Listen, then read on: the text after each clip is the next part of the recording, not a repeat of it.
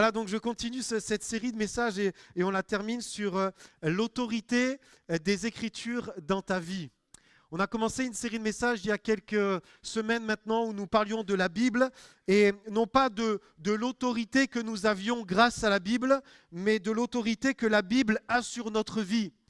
Parce que nous croyons que la Bible est inspirée du Saint-Esprit et que c'est bien plus que des conseils que Dieu donne. C'est vraiment des passages qui sont là pour nous inspirer et pour nous aider à vivre comme il faut sur cette terre. Amen. Dieu a un souci, c'est de bénir ses enfants. Nous disions de Deutéronome 28, tout ce passage où il est question de la bénédiction que Dieu veut accorder à celui et celle qui se soumet à la parole de Dieu. Et ce n'est pas dur de se soumettre à la parole de Dieu quand nous comprenons que c'est un trésor, comme le rappelait encore le pasteur René dimanche dernier, que c'est une grande source de bénédiction que de vivre à travers la Bible. Est-ce que vous êtes d'accord avec moi ce matin? Amen. Et ce matin, j'aimerais nous rappeler, avant d'aller plus loin, que pour lire la Bible, nous avons besoin aussi d'être renouvelés dans notre intelligence. Nous avons besoin d'être renouvelés dans la compréhension de la Bible. Nous avons besoin d'être renouvelés dans l'état d'esprit même avec lequel elle est écrite. Parce qu'autrement, on peut se servir de la Bible et être tranchant, être cassant, être religieux. On peut, avec une certaine interprétation, faire passer nos idées à travers la Bible. Et nous avons besoin, autant que nous la lisons, autant de faire appel au Saint-Esprit qu'il a inspiré pour nous révéler la pensée de Dieu à travers les écrits. Si on la lit juste avec une intelligence qui est renfermée dans nos épreuves, dans nos concepts, dans notre héritage de vie, d'interprétation, dans notre façon d'interpréter à nous, nous pouvons parfois passer à côté de ce que Dieu veut nous dire. Et peut-être faire cette prière: Seigneur Jésus, viens comme tout à nouveau me révéler encore ta parole. Même si je la connais depuis tant d'années, même si dans le mouvement auquel j'appartiens, on l'interprète de telle manière, je veux que toi, Saint-Esprit, tu me révèles le cœur de Dieu à travers ta parole. Combien c'est important de prier dans ce sens-là. J'aimerais ce matin terminer cette série de messages en parlant de l'autorité que, oui, nous pouvons avoir grâce à la parole de Dieu. Nous avons dit en premier lieu que nous devions nous soumettre à l'autorité de la Bible dans nos vies pour pouvoir vivre la vie que Dieu a prévue pour nous. Mais Dieu nous appelle aussi à exercer une autorité à travers sa parole. Pas toujours une autorité visible, pas toujours de grands miracles, de grands prodiges, mais dans nos vies personnelles, utiliser sa parole pour qu'elle ait autorité sur les situations que je traverse.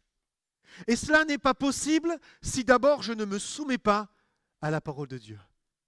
Je ne peux pas prétendre avoir une puissance, une autorité, une onction, celle qui découle de la Bible, si au préalable, je ne me suis pas soumis à la parole de Dieu. Si au préalable, elle n'a pas d'autorité dans ma vie. Il était question dimanche dernier des 7 fils de Schéva qui voulaient invoquer la puissance du nom de Jésus, comme nous l'avons chanté, qui brise les chaînes, mais sans réellement le connaître, sans réellement se soumettre à sa parole. On se souvient également de Simon le magicien, dans Acte 8, qui, voyant les prodiges qui se faisaient par les mains des apôtres, et notamment le baptême du Saint-Esprit, a dit aux apôtres: « Je voudrais avoir ce don, combien est-ce qu'il faut que je paye ?» Et vous connaissez la réponse un peu virulente de l'apôtre Pierre, lui renvoyant un petit peu le fait qu'il faut d'abord réellement connaître Dieu. Et ce n'est pas à prix d'argent qu'on peut acquérir quelque chose, mais c'est en soumettant notre vie, en changeant de manière de vivre. Et c'est important de le rappeler. Vous savez, il y a des personnes qui utilisent la Bible, des versets de la Bible, pour faire toutes sortes de choses occultes, dans le domaine de la magie, dans certaines fausses religions. Ils prennent des textes et ils pensent une certaine autorité de ces textes-là et ils l'appliquent à des fins mauvaises. Pourquoi? Parce qu'ils n'ont pas compris qu'il fallait d'abord soumettre leur vie à l'autorité des Écritures. Alors j'aimerais introduire avec un verset. Hébreux chapitre 2, verset 1. L'auteur de l'Épître aux Hébreux écrit à des Juifs qui sont devenus chrétiens, c'est possible. Hein. Et il leur dit, c'est pourquoi nous devons d'autant plus nous attacher aux choses que nous avons entendues, connaissez la suite, de peur que nous soyons emportés loin d'elle. Après tout un exposé du chapitre 1, l'auteur va continuer son propos en disant, mais c'est pourquoi nous devons d'autant plus nous attacher aux choses que nous avons entendues, à la parole de Dieu, de peur que nous soyons emportés loin d'elle. Ce verset est très riche sur plusieurs aspects, notamment celui que si tu n'es pas attaché, tu ne vas pas simplement être détaché en restant proche. Avec le temps, avec les jours, avec les semaines, avec les mois, les années, les décennies, tu vas finir par être emporté loin d'elle. Si tu ne restes pas attaché, automatiquement, avec le temps, avec les épreuves de la vie, tu vas finir par te détacher, mais à être emporté loin. Et ça, vous le savez. Ce n'est pas quelque chose que je vous apprends. Alors parfois, dans la grâce que Dieu nous accorde, nous pouvons peut-être un petit peu nous détacher, mais revenir, alléluia, et nous attacher encore. Mais pour celui ou celle qui persiste dans son détachement, tu finis tôt ou tard. Et les témoignages sont nombreux de personnes qui se sont éloignées, tellement loin. Pourquoi? Parce qu'il y a les épreuves de la vie, parce qu'il y a les vents contraires, parce qu'il y a la puissance de l'ennemi. C'est pourquoi l'auteur dit, c'est pourquoi nous devons d'autant plus nous attacher aux choses que nous avons entendues. Et j'aimerais te le dire dans ta vie. C'est pourquoi tu dois d'autant plus par rapport à la maladie, par rapport à l'épreuve, par rapport aux difficultés que traverse ta famille, par rapport aux difficultés financières, par rapport aux épreuves que tu vis, peut-être internes, au traumatisme que tu vis. C'est pourquoi ça s'applique pour toi dans ta vie. D'autant plus, tu dois d'autant plus rester attaché dans tout ce que tu traverses. Et parfois on sait qu'il y a quelque chose d'un petit peu illogique que nous vivons. C'est plus nous allons mal, plus nous nous éloignons de Dieu. Moins nous venons à l'église, moins nous lisons la Bible. C'est comme dire, mais quand tu es malade, tu ne vas pas te soigner.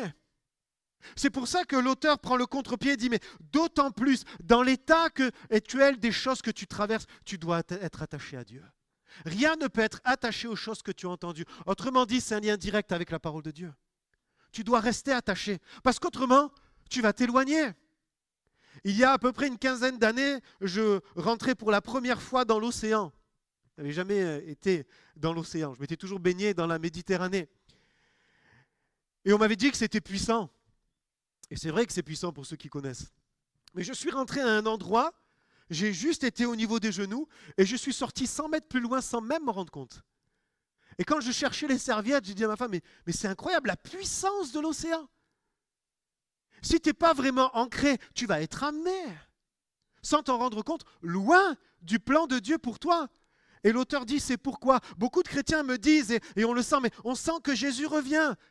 C'est pourquoi tu dois d'autant plus rester attaché à ce que tu as entendu, de peur que tu sois emporté loin d'elle.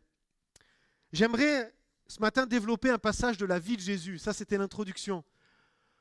Au début de son ministère, on va lire ensemble Luc chapitre 4. J'ai pris ma Bible que j'ai eue à mon baptême. Il était question de la Bible.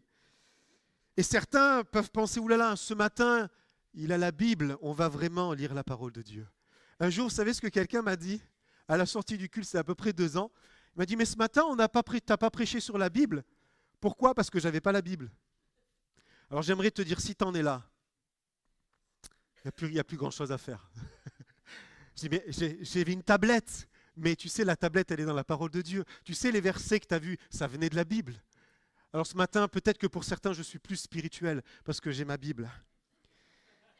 Mais heureusement, je crois que non, pour beaucoup. Jésus rempli du Saint-Esprit. Amen. Alléluia. Rempli du Saint-Esprit, revint du Jourdain et il fut conduit par l'Esprit dans le désert où il fut tenté par le diable pendant 40 jours. Il ne mangea rien durant ces jours-là, et après qu'ils furent écoulés, il eut faim. Le diable lui dit, si tu es fils de Dieu, ordonne à cette pierre qu'elle devienne du pain. Jésus lui répondit, il est écrit, l'homme ne vivra pas de pain seulement, mais de toute parole de Dieu. Le diable, l'ayant élevé, lui montra en un instant tous les royaumes de la terre et lui dit, je te donnerai toute cette puissance et la gloire de ces royaumes, car elle m'a été donnée et je la donne à qui je veux. Si donc tu te prosternes devant moi, elle sera toute à toi. Jésus lui répondit, retire-toi de moi, Satan, car il est écrit, tu adoreras le Seigneur ton Dieu et tu le serviras lui seul. Le diable le conduisit encore à Jérusalem, le plaça sur le haut du temple et lui dit, si tu es fils de Dieu, jette-toi d'ici en bas, car il est écrit, il donnera des ordres à ses anges à ton sujet, afin qu'ils te gardent, et ils te porteront sur les mains, de peur que ton pied ne heurte contre une pierre. Jésus lui répondit, il est dit, tu ne tenteras point le Seigneur ton Dieu. Après l'avoir tenté de toutes ses manières, le diable s'éloigna de lui jusqu'à un moment favorable. Amen. C'est un passage très riche d'enseignements. Il y a beaucoup de choses à dire sur ce passage, mais pour nous, ce matin, ce que j'aimerais évoquer, c'est que le diable est venu tenter Jésus. Vous le savez, vous connaissez ce passage. Mais je me faisais la réflexion qu'il a osé venir tenter Jésus. Le diable en personne. Ce n'est pas un démon. Ce n'est pas une principauté, une autorité. On sait qu'il y a une classification de démons, tout comme il y a une classification d'anges. C'est le diable en personne. Et nulle part ailleurs, sauf erreur, peut-être que vous pourrez me corriger si je me trompe, il est question de Jésus qui va affronter le diable comme ça en personne sur son ministère terrestre. Il va voir des démons, il va voir toutes sortes de choses, mais là, le diable vient en personne. Il y a une confrontation dès le début de son ministère. Dès le moment où il doit marcher, rentrer dans ce que Dieu a prévu pour lui, le diable en personne vient. Ce n'est pas anodin quand même. Le diable en personne vient et il sait à qui il a affaire. Il sait qu'en face de lui, il a Jésus, le Fils de Dieu. Il le sait tellement bien qu'il va le lui dire, si tu es Fils de Dieu. Pour nous aujourd'hui, ce que nous devons retenir, c'est que si le diable ne s'est pas privé de venir tenter Jésus, en essayant de le stopper dans sa marche, dans son appel, il ne va pas se gêner avec toi. Vous le savez ça? Je me suis dit, mais quand même, c'est peut-être dur à se dire ce que je vais dire, mais j'ai essayé de réfléchir comme le diable réfléchit. Je me suis dit, imaginons le diable qui parle avec certains de ses démons, avec ses généraux. Bon, je vais y aller, à mon avis, ça ne va pas marcher. Je connais Jésus quand même. Mais bon, je vais quand même tenter. Vous imaginez? Il sait certainement que Jésus ne va pas se laisser tenter. Mais il le fait quand même. Il sait certainement que Jésus a une autorité plus grande que lui. Parce que c'est une réalité. Jésus a une autorité plus grande que le diable. Il est au-dessus du diable. Il y a l'omniscience de Dieu. Il sait tout. Il est tout puissant, il est souverain, il est le Fils de Dieu. Mais il va quand même tenter. Il se dit, on ne sait jamais. Moi, je pense que ce qui le motive, peut-être que je me trompe, la Bible ne le dit pas, mais ce qui le motive, c'est, on ne sait jamais, un malentendu, un moment de faiblesse. Et peut-être que Jésus, il est déstabilisé. Ça ne marchera pas, mais je vais quand même tenter.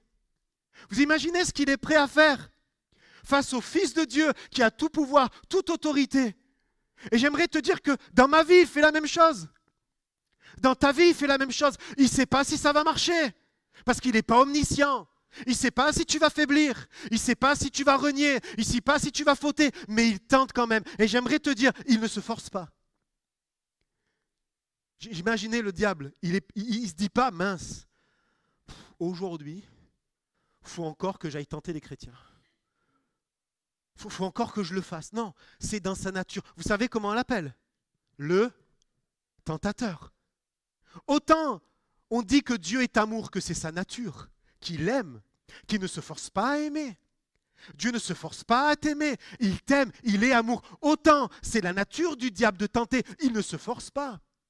Ce n'est pas pesant pour lui de venir te tenter. Maintenant, pendant que je te parle, ce n'est pas pesant pour lui d'essayer de te mettre des pensées mauvaises.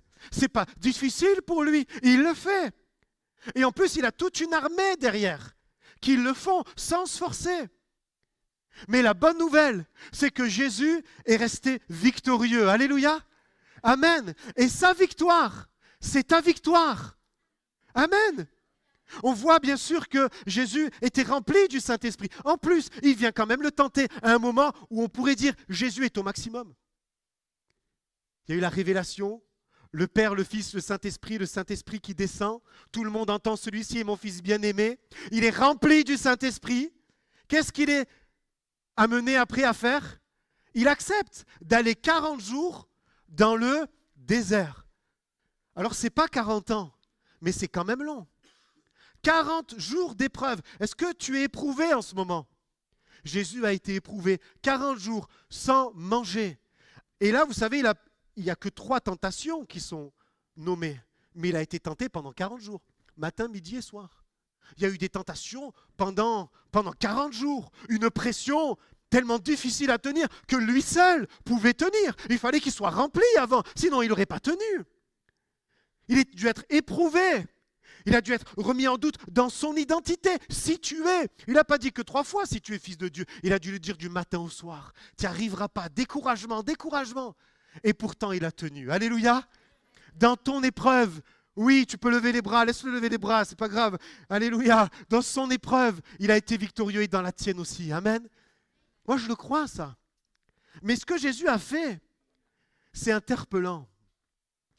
Il aurait pu répondre avec des paroles pleines de grâce. Il aurait pu répondre avec des choses nouvelles. Jésus, vous savez, peut-être qu'on vous a déjà dit, tu n'as pas la science infuse, mais on croit que Jésus, lui, il l'avait. Il aurait pu même rappeler qui est Satan. Tu dis que je suis fils de Dieu, mais toi, Satan, d'où tu viens? Il aurait pu un peu le narguer. Tu n'es plus dans la présence de Dieu. Tu étais un astre brillant. Et regarde maintenant où tu es. Il aurait pu même le mettre plus bas que terre facilement. Il aurait pu sortir des choses nouvelles. Mais vous savez ce qu'il a fait? Il s'est juste appuyé sur un livre, le Deutéronome. Il a juste cité le Deutéronome. Je me suis dit, mais tu aurais pu faire des choses un peu plus punchy, un peu plus fortes, un peu plus glorieuses. Il a juste dit, il est écrit. Et je me suis dit, si le Maître, rempli du Saint-Esprit, a pu tenir face aux tentations les plus grandes, les plus fortes, les plus terribles. Après, il y en a une encore plus grande, celle du jardin où les grumeaux sont sortis les grumeaux de sang sont sortis de son front. Il a pu tenir juste en s'appuyant sur le Deutéronome. Alors, je ne dis pas que le Deutéronome vaut mieux que tous les autres livres, pas du tout. Mais vous voyez le parallèle qu'on peut faire entre la tentation de Jésus, 40 jours, et l'épreuve du peuple, 40 ans dans le désert. Elle est flagrante. En fait, au travers de cela, de cet épisode de la vie de Jésus, on comprend que ce que l'homme n'a pas réussi à faire, Adam, ce que le peuple n'a pas réussi à faire au travers de l'alliance, Jésus vient l'accomplir. C'est ça en réalité ce qui se passe spirituellement. 40 jours en référence aux 40 ans. En référence à la loi. Deutéronome veut dire seconde loi. Et dans le mot hébreu, ça veut dire voici les paroles. En fait, Jésus est en train de répondre à des tentations extrêmes, sans extravagance, en disant juste voici les paroles. Voici ce qui est écrit. Il va juste rappeler ce qui est écrit. Et si ça a été suffisant pour pouvoir tenir face à l'ennemi, pour avoir autorité sur les choses de cette terre, est-ce que ce n'est pas suffisant pour nous? Mais à condition de le vivre réellement sans peut-être l'utiliser comme une formule, mais en voulant se soumettre et en réalisant la puissance qu'il y a derrière. Deutéronome 6 et Deutéronome 8. Dans Deutéronome 6, il est dit, verset 4, « Écoute Israël ». Vous connaissez les sympathisants hébreux. Shema Israël, écoute Israël, ton Dieu est le seul, unique, éternel. Et puis un peu plus tard, il va citer Deutéronome 6 et ensuite Deutéronome 8. Pour nous montrer, mais il n'y a rien de plus à faire, si ce n'est que de s'appuyer avec foi, avec conviction sur ce qui est écrit. Le diable va le tenter sur différentes choses. Et on peut faire un parallèle dans nos vies, premièrement la faim, les choses de la terre, les besoins légitimes. Il est dit que Jésus a eu faim. Jésus a eu faim. Pour ceux qui jeûnent, vous savez qu'au bout d'un moment, vous n'avez plus faim, mais vous avez envie de manger. C'est bizarre, mais on n'a plus faim, mais on a envie de partager, on a envie d'avoir quelque chose dans la bouche. Hein? On ne sait pas comment il a eu faim, s'il avait vraiment faim ou envie de manger, mais finalement le diable lui dit quelque chose qui a du sens. C'est pas insensé ce qu'il lui dit. Non? Il lui dit, demande à cette pierre qu'elle devienne du pain. Et j'aimerais te dire que le pain qu'aurait pu faire naître Jésus d'un morceau de caillou aurait été certainement du bon pain. Au bout de 2-3 jours, parfois, tu arrives dans ta cuisine, tu touches du pain, tu dis, oh, c'est une pierre. Ça vous est déjà arrivé ça, hein? Mais si Jésus transforme une pierre en pain, ce sera certainement du bon pain. Alors pas de la baguette, hein. Enlevez de votre esprit l'image de la baguette, elle n'existait pas encore. Mais Jésus aurait pu faire ça. Il aurait pu dire, mais ce n'est pas une si mauvaise idée, après tout j'ai faim. Mais il préfère juste une chose, ne pas se soumettre à ce que le diable propose. Parfois dans ta vie, il y a peut-être des pensées du diable qui ne paraissent pas si folles, qui ne paraissent pas si illogiques, qui ne paraissent pas si stupides, mais pourtant, elles viennent de l'ennemi. Comprenez la pensée ce matin? Jésus aurait pu dire, mais si finalement c'est vrai, après tout, j'ai faim. Mais il ne veut surtout pas donner accès au diable, même par quelque chose qu'il peut penser intelligent, logique. Et il va surtout lui ramener à une chose importante. Tu sais, Satan, je jeûne depuis 40 jours. J'ai compris, et justement, tu comprends ça quand tu jeûnes, encore plus, qu'il y a une différence entre le corps, l'âme et l'esprit. Il est en train de dire, mais tu sais, il n'y a pas que le corps qui a besoin de nourriture. Non, l'esprit a besoin de nourriture. Et dans Deutéronome, il va dire justement, l'homme ne vivra pas que de pain, mais de toute parole qui vienne de Dieu. Pour ceux qui le vivent, vous le savez, la parole de Dieu est vraiment une nourriture. Elle nourrit notre être entier, corps, âme et esprit. Tu peux même te passer de manger physiquement si tu es nourri de la parole de Dieu. Le problème qu'il y a, et pour qui c'est difficile de le vivre, c'est que nous sommes dans une société où le ventre est un Dieu, où la nourriture est un Dieu, ou peut-être même tes occupations, tes pensées sont toujours à la nourriture, à faire ce que tu vas faire à manger. Et j'aimerais t'encourager à te détacher de cela. Pour certains, ils n'ont pas de difficulté. Pour certains, c'est une corvée de faire à manger. Mais pour d'autres, mais c'est tout l'intérêt. Ils sont bien, ils éprouvent. Et il y a des bonnes choses à bien manger. Voyez? Mais ça peut devenir un Dieu. Ça peut devenir comme une idolâtrie. Et notre monde met en avant ces choses-là. Ça ne veut pas dire qu'il ne faut pas bien manger. Comprenez, au contraire. Mais Jésus lui dit, mais il y a autre chose. Oui, il faut manger, mais il y a autre chose. Et si ce matin, pour nous aussi, l'autorité est de te dire dans nos vies, mais il y a autre chose, il n'y a pas que les choses de cette terre. Il y a les choses du ciel. Dieu veut vraiment nourrir ton esprit. Dieu veut vraiment nourrir ton âme. Tes émotions que tu n'arrives plus à contrôler peuvent être nourries par les choses d'en haut. Ce n'est pas en te faisant des bons petits plats que tu vas être uniquement heureux dans ta vie. Ce n'est pas courant en testant tous les derniers restaurants que tu vas être heureux dans ta vie. C'est en étant nourri des choses de Dieu. Amen. Est-ce que des chrétiens le croient ce matin? Alléluia. Amen. Donc à midi, tant pis pour ce que tu as mangé, tu vas jeûner. Non. Hein? J'annonce qu'il y a un jeûne et prière au mois de mars qui va débuter le lundi 17. Le dimanche 16, on aura la joie d'avoir le pasteur Rilmer Roman. Et toute la semaine, on va se réunir tous les soirs pour mettre un temps à part et pour chercher Dieu. Alléluia. Et chacun sera libre d'expérimenter le jeûne. Et je suis encouragé parce que depuis qu'on a fait ça il y a quelques années, des personnes expérimentent à leur mesure le jeûne. Mais c'est tellement bon. Jésus lui dit, il n'y a pas que ça. Et Jésus a jeûné. Et je crois que nous sommes appelés aussi à expérimenter le jeûne et la prière. Il y a de grandes bénédictions quand tu te mets à part. Prépare cette semaine, refuse les invitations, n'invite personne à manger du 17 au je ne sais plus combien, 21. Prépare-toi et dis, je vais venir à l'église toute cette semaine et on va chercher Dieu ensemble. Amen. On sera au moins 3-4, c'est bien les frères, merci. Ensuite, il va lui dire, viens Jésus. Je vais t'amener sur une haute montagne. Vous savez, ce passage, ça s'est vraiment passé. Ce n'est pas romancé. D'accord? Jésus a été transporté sur une haute montagne. Et là, le diable lui a proposé tous les royaumes de la terre. tous les royaumes de la terre. Il lui a dit, voilà, je te donne tout ça parce que ça m'a été donné. Certains disent que le diable est menteur et que ce n'est pas vrai, ça ne lui a pas été donné. D'autres théologiens disent que c'est vrai, ça lui a été donné parce que Adam l'a perdu. Alors voilà, je ne vais pas rentrer dans un débat théologique, mais en tout cas, Jésus ne contredit pas ce qu'il dit. Mais ça ne veut pas dire qu'il est d'accord non plus. Hein, vous voyez, des fois, la théologie, pour se positionner, ce n'est pas évident. Quoi qu'il en soit, il lui dit, tout cela, je te le donne. Tu as juste une chose à faire, te prosterner devant moi. Ça montre un peu la recherche d'autorité. Satan n'a qu'un désir, l'autorité suprême.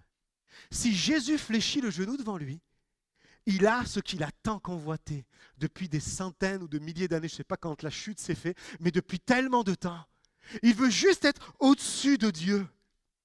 Et il sait que si Jésus se prosterne, ça y est, il a la place d'autorité. Et en réfléchissant à ça, je me suis dit, mais c'est merveilleux, parce que nous, la Bible dit que nous sommes assis dans les lieux célestes et que nous avons cette place d'autorité que le diable a tant convoité. C'est extraordinaire quand même de réaliser cela. Et Jésus n'a pas faibli. On peut se dire, bon, nous on est détachés aux choses du monde. Oh, je comprends que Jésus n'ait pas faibli. Vous savez, dans l'histoire des hommes, tout le monde n'a pas répondu comme Jésus. Vous avez peut-être, pour les amateurs de la chanson française, des CD, des vinyles chez vous, d'hommes et de femmes qui ont dit oui à Satan.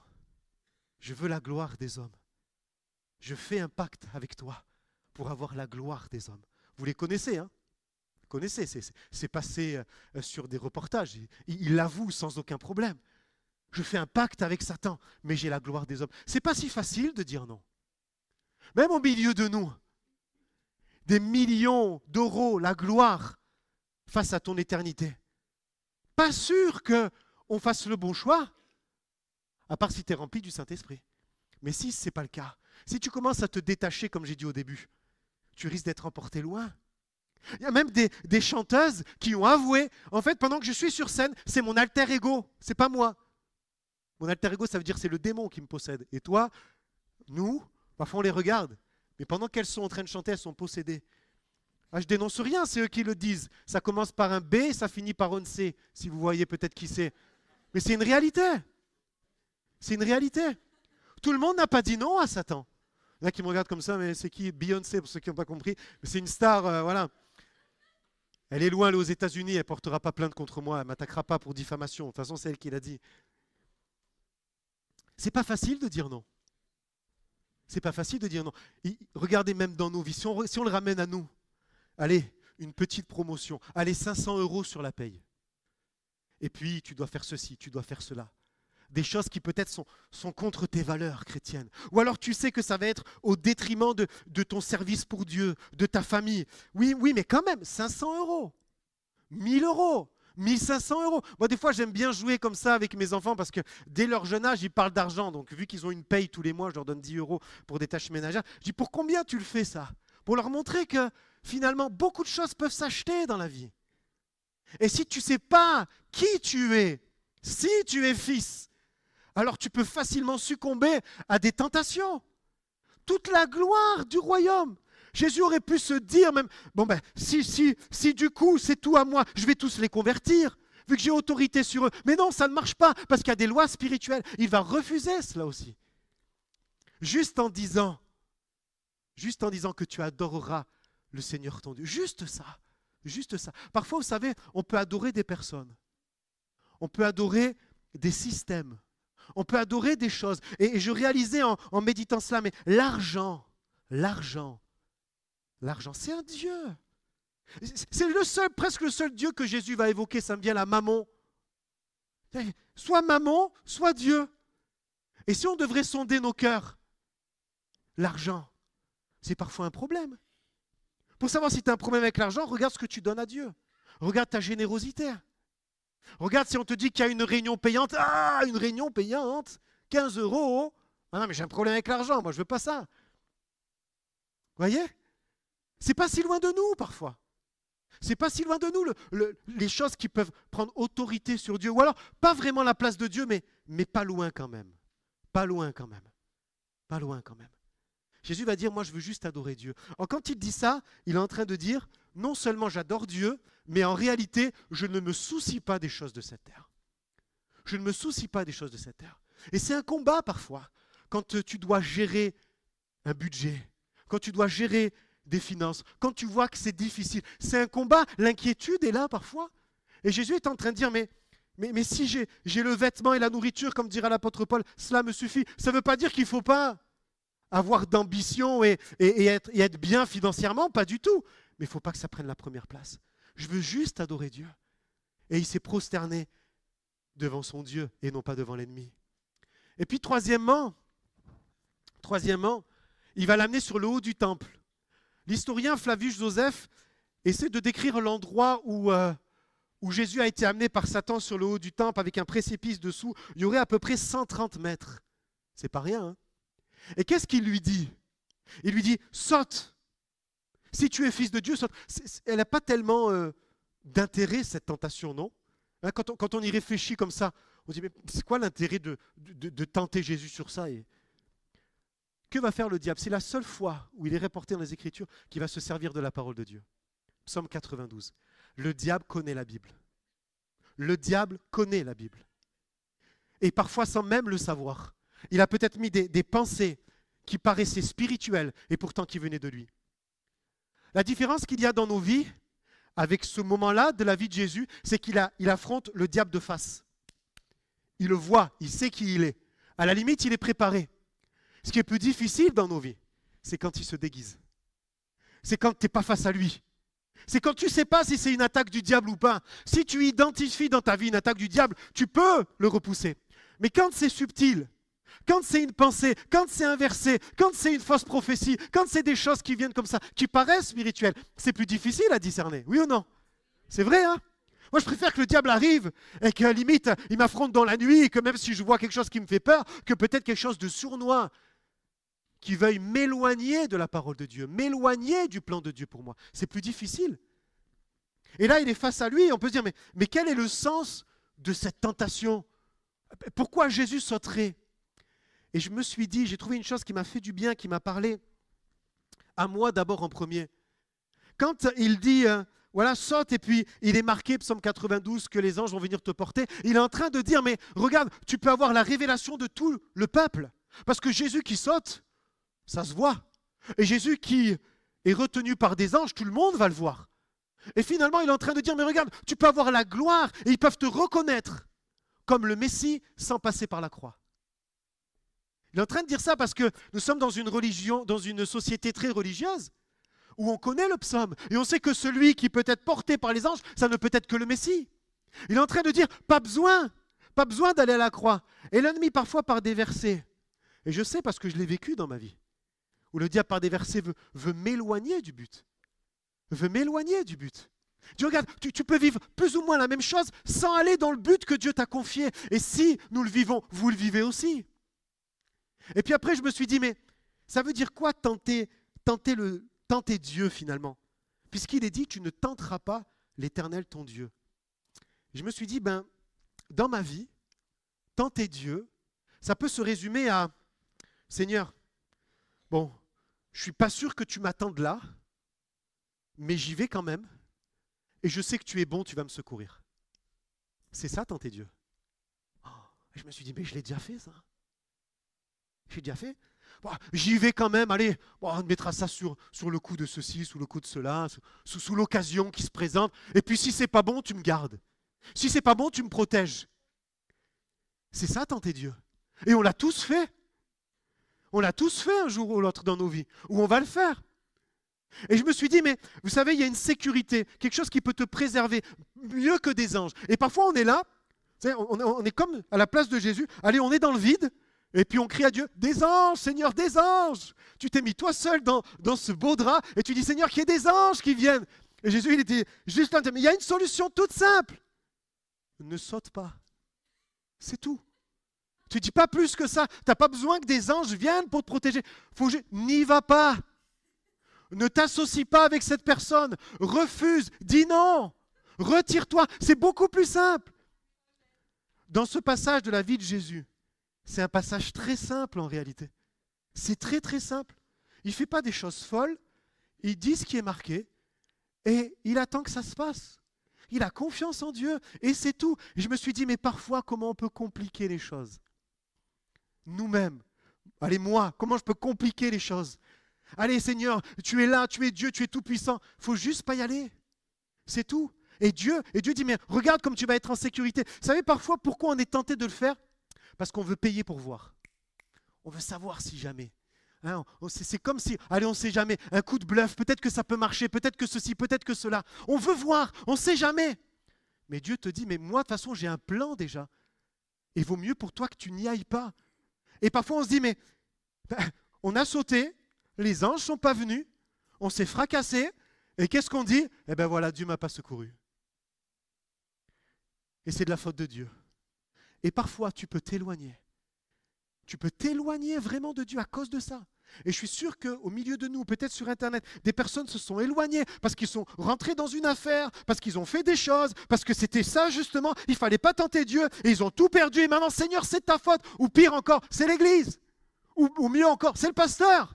Il aurait dû me donner une prophétie, il aurait dû me parler, il aurait dû m'arrêter. Vous connaissez ce passage où il y a une grande crue et puis une personne doit traverser avec le bateau et puis à chaque fois il y a quelqu'un qui est envoyé et puis il arrive au ciel et puis il dit mais Seigneur pourquoi tu ne m'as pas secouru? Pourquoi tu n'as pas permis que justement la crue s'arrête? Et il dit mais je t'ai envoyé 3 personnes pour t'arrêter et pourtant tu ne l'as pas fait. Je vais vite parce que je ne veux pas utiliser trop de temps. Alors ce qu'a fait Jésus c'est tout simple. Il a juste utilisé la parole de Dieu. Et j'aimerais peut-être vous rappeler, si vous ne le savez pas, mais dans beaucoup de situations de ta vie, il y a peut-être des versets qui sont là pour toi. Ce fascicule, il coûte 50 centimes. On peut vous l'offrir si vous ne les avez pas, parce qu'on n'a pas toujours la monnaie sur soi. Avec joie, on peut vous l'offrir avec joie. Ce n'est pas des formules magiques, mais c'est juste te dire, mais ça, je vais m'appuyer sur la parole de Dieu. Peut-être que c'est long pour toi l'épreuve. Rappelle-toi de ce qui est écrit. Peut-être que tu as besoin de consolation, comme on vient de l'entendre ce matin, au travers du décès du mari de notre sœur. Jésus est capable de le faire. Comment ne pas s'appuyer sur la provision de Dieu, sur la parole de Dieu? Il est écrit. Rien d'extraordinaire, mais juste il est écrit. Une autorité juste simple, mais qui vient de la parole de Dieu. Alléluia. Et puis je termine avec une parole que nous aimons certainement beaucoup, où l'apôtre Pierre vient de pécher toute la nuit. Il n'a rien pris, rien du tout. Et il est face à Jésus. Et Jésus lui dit, retourne, péché. Et vous connaissez ce que l'apôtre Pierre va dire, j'ai péché toute la nuit. Autrement dit, je suis découragé, j'y crois plus vraiment. Mais sur ta parole. Et on aime beaucoup ce verset, cette expression de l'apôtre Pierre qui est vraie, qui est forte, parce que c'est une réalité sur ta parole. Mais j'aimerais dire que s'appuyer sur la parole de Dieu, ce n'est pas seulement citer des versets. C'est même pas seulement les citer avec foi. C'est même pas seulement les citer avec conviction. Quand Pierre dit, Jésus, sur ta parole, je vais retourner, il y retourne de suite.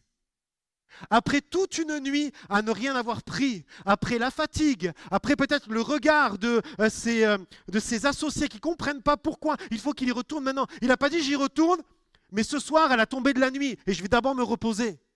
Il n'a pas dit sur ta parole, mais ce soir, sur ta parole, mais demain. Il dit mais sur ta parole, mais maintenant. Sur ta parole, mais ça me coûte quelque part. Sur ta parole, mais c'est dur de croire que je vais rempiler une journée.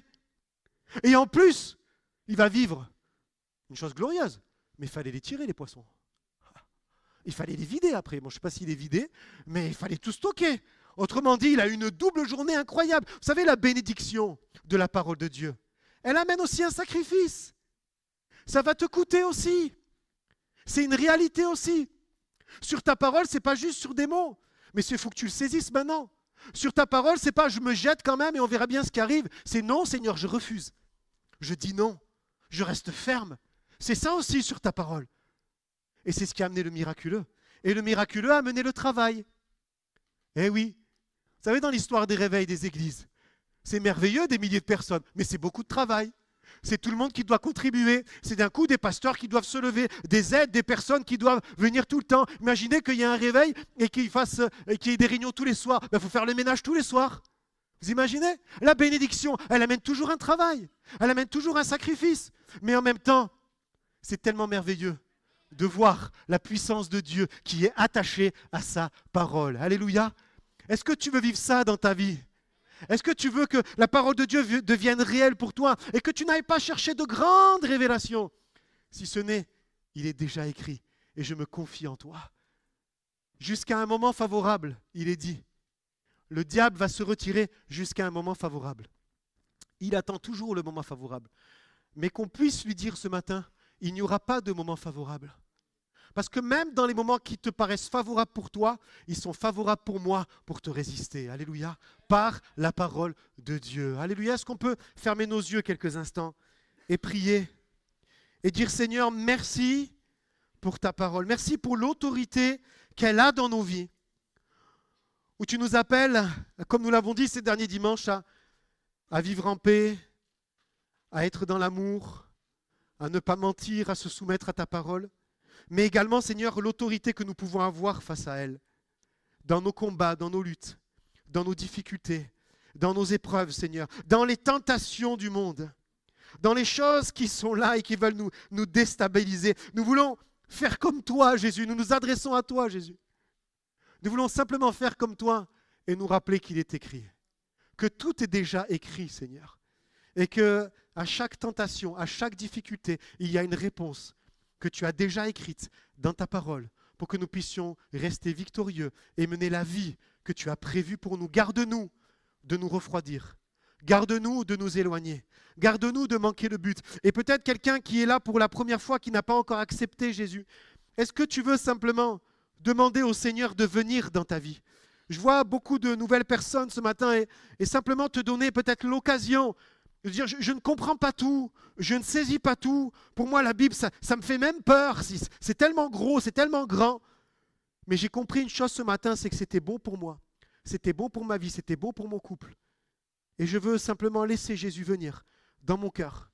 Je ne sais pas ce qui va en être, mais je sens que c'est bon. Si tu sens dans ton esprit, pas juste dans tes émotions qui viennent combattre cela, mais dans ton esprit qu'il faut que tu te tournes vers Jésus, lève ta main là où tu es, j'aimerais prier pour toi. J'aimerais prier pour toi, j'aimerais te bénir. Oui, parce que nous sommes appelés à nous bénir les uns les autres. Si quelqu'un veut faire la paix avec Jésus ce matin, dire Seigneur, viens dans ma vie. Lève ta main, oui, tu peux baisser ta main. Est-ce que quelqu'un d'autre? Oui, tu peux baisser ta main.